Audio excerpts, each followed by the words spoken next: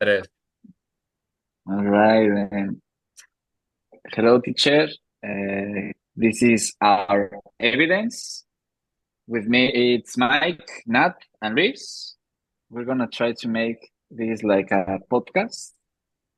So let's begin with the first question. What are the main concerns for a person who wants to be global? At first, at least, I didn't really understand what this question meant. But I don't know if somebody of you have the idea. I think it's like to be like open mind in when you travel or you receive other cultures.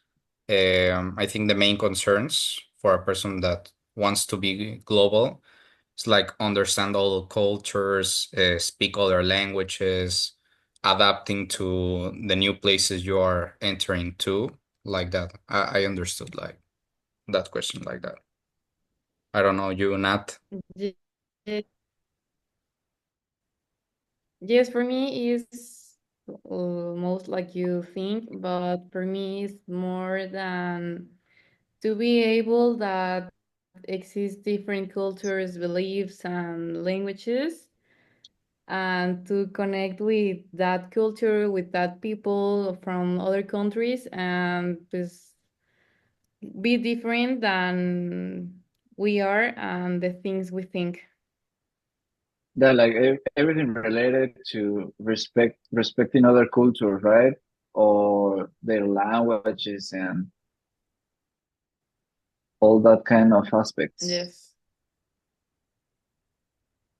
Well, What? I think Luis, that a person who wants to be global means like stepping out of your comfort zone, like adapting to new cultures, face language barriers, and more than everything, understand very different realities because you can be living with someone or in too many contexts, but you need to understand that different realities to really reach something, you know?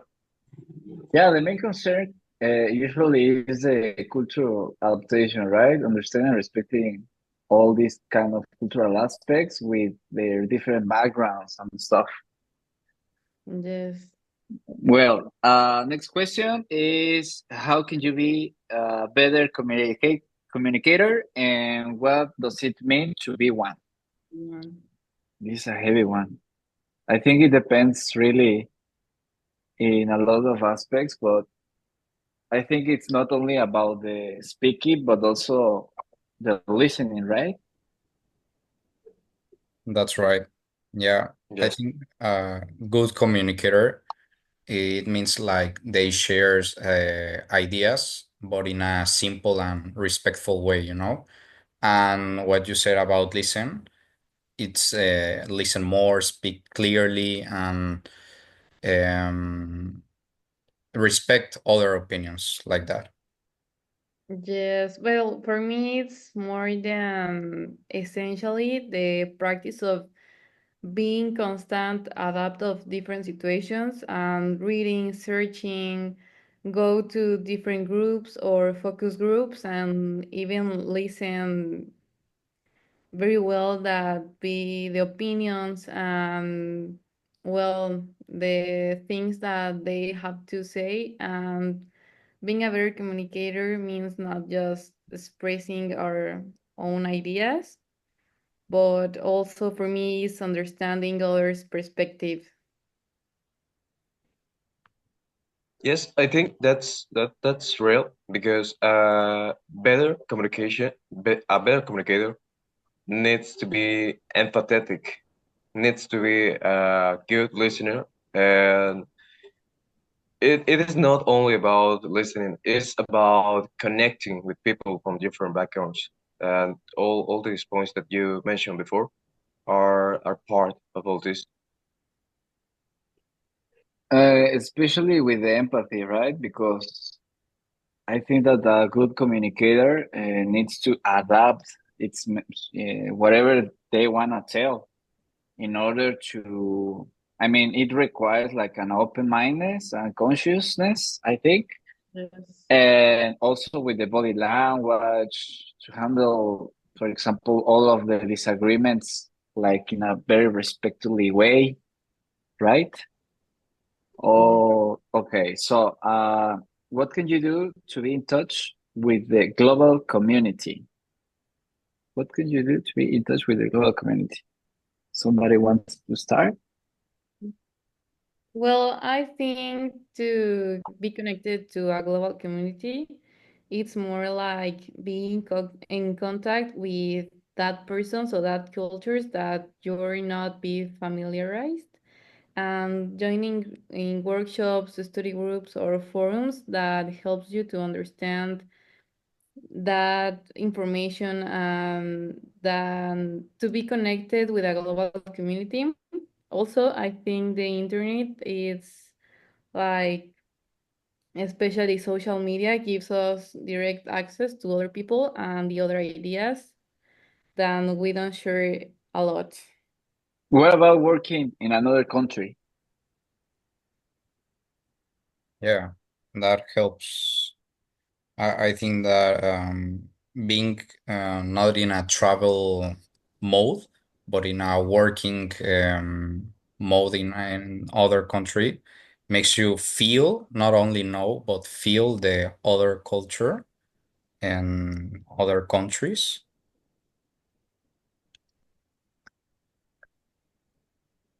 All right. Yes. So Yes. you mean learning and practicing other languages, connecting like Natalia mentioned, right? Through social media. Yes. Luis? Just like be in touch with another culture. To your question of, for example, being working in another country, because it is really important to be in the context, to stay informed and learn from the other cultures as we make connections. And it is very important to be open-minded to learning, because I could be in another country, but if I don't want to respect that culture, I won't be able to enjoy.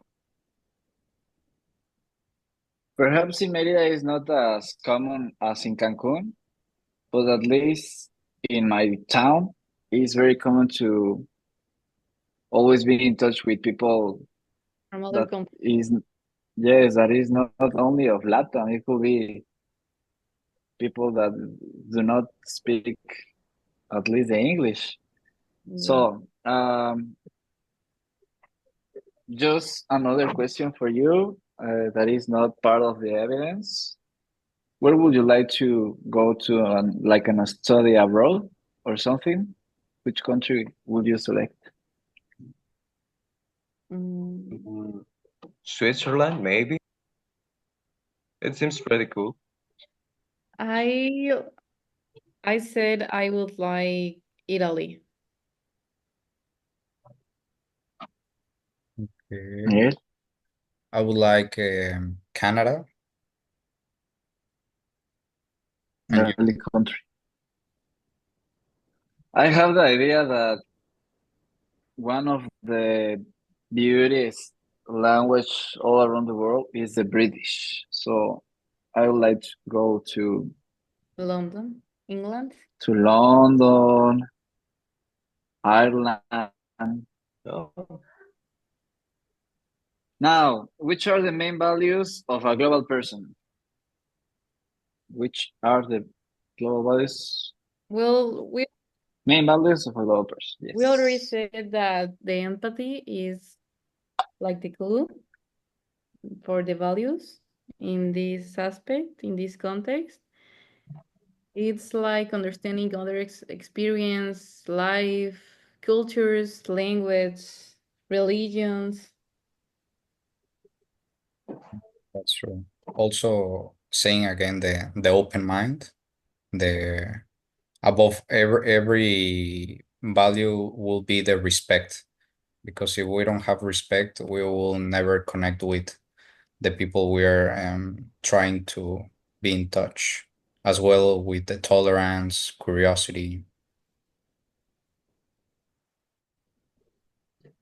I think that this question goes with hand with the other questions because all of the characteristics that we had mentioned before are important. We need to be empathy, to have respect, be open-minded, and be curiosity. But we need to be also commitment to the common good beyond borders. Everything related with the flexibility and adaptability, right? And well, I personally think same as you, the respect, the intercultural empathy,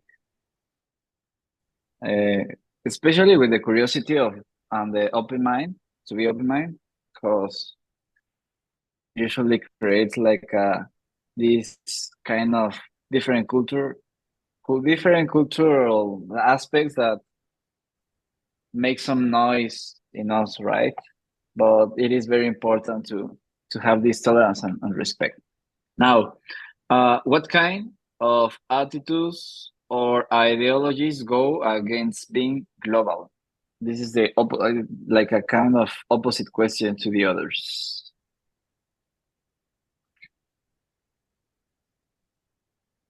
Somebody wants to start? To be being the opposite of open mind, so it will be closed mind.